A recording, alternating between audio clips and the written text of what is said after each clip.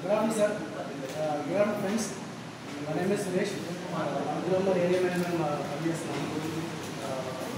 Basic ప్రోగ్రామ్కి వచ్చిన తర్వాత అంటే అంతకు ముందు దానికి ఇప్పుడు దానికి చాలా విషయాలు కూడా నేర్చుకున్నాము. అంటే నాట్ ఓన్లీ సబ్జెక్ట్ అంటే అదర్ విషయాలు కూడా మన లైఫ్లో ఎలా సక్సెస్ అవ్వాలి, మనం ఎలా ఫాలో అయితే మనము మన ఫ్యామిలీ మెంబర్స్ కూడా ఎలా డెవలప్ అవ్వాలో మన అమృత్సర్ గారు నీట్గా మనకు ఎక్స్ప్లెయిన్ చేశారు. సో దానిలో భాగంగా ఈరోజు నేను ఈ ప్రెజెంటేషన్ ఇవ్వబోతున్నాను. అంటే మన పంటకు సంబంధించి పోషకాలు ఏమేమి వాడాలి, మన పంట ఆరోగ్యంగా ఉండాలంటే మనం ఏం చేయాలి. వాస్తవానికి ఏ రైతన్నా కూడా ఆయన కరెక్ట్గా లాస్ట్ రోజు దిగుబడి సరిగ్గా చేయాలంటే 5 విషయాలు ఆయన ఫాలో అవ్వాలి. అంటే రైతులు తరతరాలు వ్యవసాయం చేస్తున్నారు. దాంట్లో కొంతమంది బాగా దిగుబడి చేస్తున్నారు, కొంతమంది దిగుబడి చేయట్లేదు. కానీ అదే భూమి, అదే ఊరు, అదే ఎరువు. కానీ ఇక్కడ ఏంటంటే వాళ్ళు ఫాలో అయ్యే విధానం అంటే 5 విషయాలు కనుక రైతు ఆయన పంట సాగు స్టార్టింగ్ నుంచి ఎండింగ్ వరకు ఫాలో అయితే మంచి ఇతర రైతుల కంటే కూడా ఆయన దిగుబడి బాధిస్తారు. ఫస్ట్ మన భూమి అనేది ఆరోగ్యంగా ఉండాలి. ఆయన దిగుబడి తీయాలి అంటే ఫస్ట్ మనం ఆరోగ్యంగా ఉంటేనే మనం రేపొద్దున ఏదైనా పని చేయగలం. అలాగే మన భూమి కూడా ఆరోగ్యంగా ఉండాలి ఫస్ట్. తర్వాత మనం ఎలా అయితే పోషకాలు పొద్దున లెగిస్తే సాయంత్రం వరకు మనం జీవించాలంటే ఎలా పోషకాలను తీసుకుంటామో, ఆహారం రూపంలో ఎలా తీసుకుంటామో మన మొక్కకు కూడా అదేవిధంగా ఆహారం రూపంలో మనకి ఈ ఎరువుల్ని అందించాలి, అంటే పోషక యాజమాన్యం. తర్వాత 3వ పాయింట్ వచ్చి కలుపు. మనకి ఇంతకుముందు క్లాసులో సార్లు చెప్పారు, మన కలుపు నివారణ సరైన టైంలో మనం నివారణ చేయకపోతే 40 to 50% మనకి దిగుబడి అనేది ప్రభావం చూపిస్తుంది చెప్పారు. So 3rd point.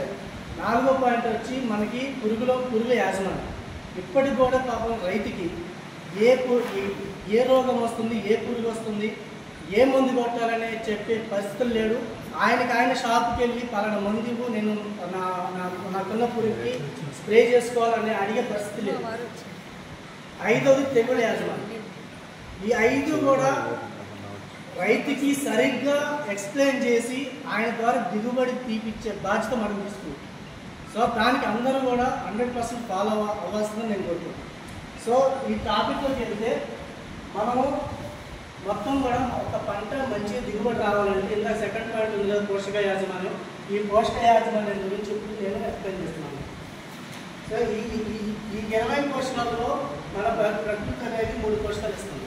గాలి, నీరు, వాతావరణం. ఈ 3 కూడా మనకి ప్రకృతి ద్వారా అందిస్తుంది. మీరు మన డీలర్ చెప్పినా చెప్పకపోయినా రైతు అనేటువంటి ఎన్ని పోషకాలు వాడతారంటే కదా ఈ చాట్లో 3 పోషకాలు మనం చెప్పినా చెప్పకపోయినా వాడతాం. నత్రజని, భాస్వరం, పొటాష్. మిగతా ఎన్ని వాడుతున్నాడా? కానీ ఇవన్నీ కూడా మనం నీట్గా దాని యొక్క బెనిఫిట్ చెప్పి రైతు చేత ఎప్పుడైతే వాడిస్తామో అప్పుడు మన జాబ్ అనేది పర్ఫెక్ట్గా చేస్తున్నాం. అదర్వైజ్ వాళ్ళు వ్యవసాయం చేస్తున్నారు, మన షాపు ఓపెన్ చేస్తే సాయంత్రం వెళ్ళిపోతున్నాం అంతే. కానీ దానికి పరిపూర్ణత రావాలి అంటే కంపల్సరీగా ఇవన్నీ కూడా మనం రైతు చేత ఎప్పుడైతే వాడిస్తామో అంటే బలవంతంగానే కావచ్చు. ఫస్ట్ ఆయన తిట్టుకుంటాడు, ఎందుకు నేను ఇవి అడిగితే వేరే ఎక్కడాడుతున్నారని తిట్టుకుంటాడు. కానీ వచ్చే ప్రయోజనం ఆయన తింటాడు, మనమే తినం దాని ప్రయోజనం. ఇప్పుడు సపోజ్ ఒక ట్యాంక్ తీసుకుంటే దీంట్లో వాటర్ ఈ ట్యాంక్ ఫుల్గా ఉంటే ఉంటుందా, లేకపోతే అక్కడ లీకేజ్ ఉంటే ఫుల్గా ఉంటాయా? దీంట్లో వాటర్ ఉందండి, ఇది ఒక ట్యాంక్ అనుకున్నాం, దీంట్లో వాటర్ ఉంది. ఓకే, ట్యాంక్ ఎక్కడ హోల్ పడింది అనుకోండి, దాంట్లో వాటర్ ఉంటాయా? ఉండదు. మొత్తం కూడా వాటర్ మొత్తం కూడా బయటకు వెళ్తుంది. అంటే సేమ్ అదే అంటే ఒక మొక్క కనుక ఏమైనా పోషకం లోపం అయిందంటే దాని ప్రభావము దిగుబడి మీద చూపిస్తుంది. అది నత్రజని ప్రభావం కావచ్చు, భాస్వరం ప్రభావం కావచ్చు, పొటాష్ కావచ్చు, ఏదైనా కావచ్చు. దీంట్లో నత్రజని మనకి లోపం ఏర్పడిందంటే మనకి కనపడే సింప్టమ్స్ ఏంటి? మనకి గ్రోతింగ్ ఉండదు, తర్వాత ఆకంతా కూడా పసుపు కలర్లో మారింది. తర్వాత భాస్వరం మనకి లోపం ఏర్పడిందంటే ఇవి 2 రకాల ప్రభావం చూపిస్తుంది. భాస్వరం అనేది ఒకటి, మనకి వేర్లు అనేవి సరిగ్గా వృద్ధి చెందదు భాస్వరం లోపం కనుక ఉంటే. తర్వాత మనకి పోక సరిగ్గా రావాలి అంటే భాస్వరం ఉండాలి. అందుకనే డిఏపి ఎరువులు అంటే భాస్వరం ఎక్కువ శాతం ఉండదు, 1846 అంటే 18% యూరియా, 46% భాస్వరం. అందుకే మనకి మొదటి దఫాలోనే వేసుకుంటూ చెప్తారు డిఏపి బస్తా. తర్వాత ఎప్పుడు సెకండ్ హాఫ్ ఆ టైంలో వేసుకుంటే భాస్వరం అనేది మొక్కకి అందరిలో ఉన్న వేస్టేజ్ అయిపోతుంది. ఇంకా మనం చెప్పాలంటే ఎప్పుడైనా మనం డిఏపి బస్తా వేసినప్పుడు ఎకరానికి 2 బస్తాలు వేస్తామా? ఎకరానికి 2 బస్తాలు వేస్తామా? అంటే 100 కిలోలు ఎగ్జాంపుల్ తీసుకుంటే 100 కిలోలు మన డిఏపి వేస్తే ఇది మొక్కకు అందేది 20 నుంచి 30% మాత్రమే మొక్కకు అందుతున్నాయి మనం ఈ డిఏపి బస్తా వేసినప్పుడు. మిగతా 80% ఏమవుతుందండి? మిగతా అంతా కూడా భూమిలోకి వెళ్ళిపోతుంది. అంటే భూమిలోకి వెళ్ళిపోయిన తర్వాత ఇది రైతుకి లాభమా నష్టం? నష్టం. మరి ఈ భూమిలో ఉన్నటువంటి ఈ భాస్వర శాతాన్ని కలిగియాలి అంటే ఏం చేయాలి?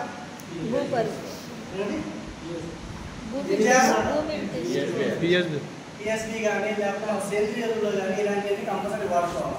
అంటే ఒకప్పుడు ఈ ఎరువులు అనేవి ఉండేవి కావు. అంటే మనకి 20 కానీ డిఏపి కానీ ఈ రసాయనిక ఎరువులు మనకు ఉండేవి కావు. అంతకుముందు ఏం వాడేటోళ్ళు? పశువుల పెంట వాడటం. పశువుల పెంట వాడటం వల్ల దిగుబడి కొద్ది తక్కువ రావచ్చేమో కానీ నేల అయితే ఆరోగ్యమైన ఉంది. కానీ మనకి ఈ గ్రీన్ రెవల్యూషన్ వచ్చిన తర్వాత ఉన్న భూమి అయితే పెరగదు. భూమి పెరిగిందా? భూమి అయితే పెరగదు. ఉన్న భూమిలోనే మనం అత్యధిక దిగుబడి తీయాలంటే ఏదో ఒకటి చేయాలి. సో ఆ టైంలో కొత్త వంగడాలు కానీ లేకపోతే ఇట్లాంటి మనకి కెమికల్ ఫర్టిలైజర్ కానీ యూజ్ చేసి ఉన్న భూమి నుంచే మనం అత్యధిక ఈల్డింగ్ అనేది తేవడం కోసం ఈ రసాయనిక ఎరువులు తయారు చేసాం. కానీ దీని ఇంటెన్షన్ ఏంటి? మొత్తము రసాయనిక ఎరువుల మీద ఆధారపడకుండా ఎంత మోతాదులో వాడాలో అంత మోతాదులో మనం రసాయనిక ఎరువులు వాడి ఈ సేంద్రియ ఎరువులు అనేది కంటిన్యూ చేయమన్నారు. కానీ వాస్తవానికి సంవత్సరానికి వచ్చి ప్రజెంట్ ఏమైంది? రైతు అంటే ఆ రైతుకి ఏ విషయమైనా కావచ్చు. అంటే ఆయన ఇంట్లో పశువులు లేకపోవచ్చు. ఓకే, ఈ సేంద్రియంలో ఆయనకి అధిక ఖర్చు కావచ్చు. అంటే ఆయనకి ఇంట్లో పశువులు అంటే ప్రాబ్లం ఉండేది కాదు. ఒకటి ఇప్పుడుందా? ఇది లేదు, ప్రజెంట్ ఇది లేదు. తర్వాత సేంద్రియ మనం ఆయన ట్రాక్టర్ పెట్టి కొంటడా? ట్రాక్టర్ ఒక ట్రాక్టర్తో దాన్ని ఎరువు కొనాలంటే 1500 నుంచి 2000 అవుతుంది. మినిమం 4 నుంచి 5 ట్రాక్టర్ కొట్టుకుంటాడు. అంటే 8000 నుంచి ఆయనకి 10,000 రూపాయలు ఖర్చు వస్తుంది. అంతేనా? సో ఇంత ఖర్చు నాకు ఎందుకు? తీసుకొచ్చి ఈ బస్తా పొటాష్ వేసుకుని సరిపోతుంది అనుకుంటారు. కానీ ఆయన ఇలాగే సంవత్సరాలు వాడిన తర్వాత ఆ భాస్వర నిల్వలు కానీ ఈ యూరియా నిల్వలు కానీ భూమిలో ఉండిపోయి భూములన్నీ ఏమైపోతున్నాయి? ఆఖరికి సారం తగ్గిపోతుంది, చౌడులాగా మారిపోతుంది. అంటే భూమిలో సారం ఉండట్లేదు. ఫర్ ఎగ్జాంపుల్ మన బ్యాంకులో సపోజ్ 10,000 ఉంది. ఈరోజు మనం ఒక 5,000 చేసినాం, రేపు ఒక 5,000 చేసినాం, మనం 5,000 చేస్తామా? 5,000 చేయాలంటే ఏం చేయాలా? మళ్ళా డిపాజిట్ చేయాలి. అంటే మన సాయిల్లో కూడా సేంద్రియం అనేది డిపాజిట్ చేస్తేనే మనం ఈల్డింగ్ అనేది చక్కగా తీసుకోగలుగుతాం. ఇంకొక రైతుకి మనకి ఎడ్యుకేట్ చేయడం ఏంటంటే మనం ఏ బస్తా అమ్మినా కూడా మనం ఏమంటామండి? కాంప్లెక్స్ ఎరువులు 20-20-0-13 డిఏపి, తర్వాత 10-26, తర్వాత 14-35-14,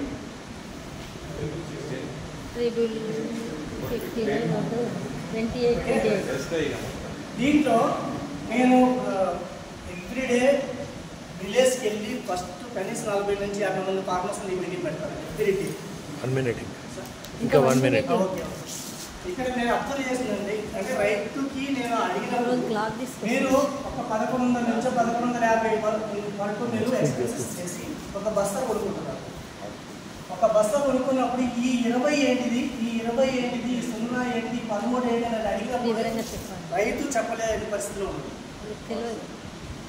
ఎంతమంది రైతులు చెప్తారు చెప్పండి? ఇదేంటి ఇదేంటి అంటే చెప్పలేకపోతాం. లేదు 10, 26 ఏంటంటే చెప్పలేకపోతాం. మనం అది ఎడ్యుకేట్ చేయాలి. ఎందుకంటే ఆయన వేలు పెట్టి బస్తాలు కొనుక్కుంటాడు. ఆయన ఏం పోషకము మొక్కకు అందిస్తున్నాడో ఆయనకి తెలియాలి ఫస్ట్. సో ఇది ఈ ఫస్ట్ 20 అనేది యూరియా అండి, నత్రజని శాతం 20%. తర్వాత భాస్వరం 20-0-13లో పొటాష్ ఉంటుందా? 0. 13 అంటే ఏంటండి? సల్ఫర్. ఇక్కడ 20-20-0-13 వేస్తే ఆయన పొటాష్ తప్ప ఈ 3 పోషకాలు అందిస్తున్నారు. అంతే 10, 26, 26 వేస్తే పొటాషియం 3 రకాల పోషకాలు అందిస్తాం. 10% నత్రజని, భాస్వరం 26%, పొటాషియం 26%. అదే డిఏ చేస్తే 1846. ఈ 3 అందిస్తున్నారు బాగా ఉంది. మరి మిగతా పొటాషియం కూడా కొంతమంది రైతులు వాడుతుంది. డిఏపి చేసి వెళ్తున్నారు వాడుతున్నారు, కానీ పొటాష్ వాడుతుంది. పొటాష్ కూడా వాస్తవానికి 2 సార్లు వాడాలి. స్టార్టింగ్లో ఒకసారి వాడాలి, తర్వాత లాస్ట్లో ఒకసారి వాడాలి. స్టార్టింగ్లో వాడితే పొటాష్ వల్ల ఉపయోగం ఏంటంటే రోగ నిరోధక శక్తిని తట్టుకుంటుంది మొక్క. రోగ నిరోధక శక్తిని తట్టుకుంటే దానివల్ల ప్రయోజనం ఏంటి, రేపు పెస్టిసైడ్స్ స్ప్రే చేసే బాధ్యత ఆ బాధను తగ్గి పొటాష్ అంటే ఏమైనా తుఫాన్లు కానీ ఇట్లా గట్టి వానలు వచ్చినా కూడా దృఢంగా నిలబడే పొటాషియం ఉంది. తర్వాత మనకి వచ్చే దిగుబడి క్వాలిటీ రావడానికి పొటాషియం ఉపయోగపడుతుంది. ఓకే. తర్వాత జింకు. మన నార్మల్లో వరిలో ఎక్కువ మనకు కనపడే లోపం ఏంటంటే జింకు. మన నార్మల్లో కూడా కోసం మారుతూ ఉంది, ఎరుపు రోగం వస్తూ ఉంటుంది.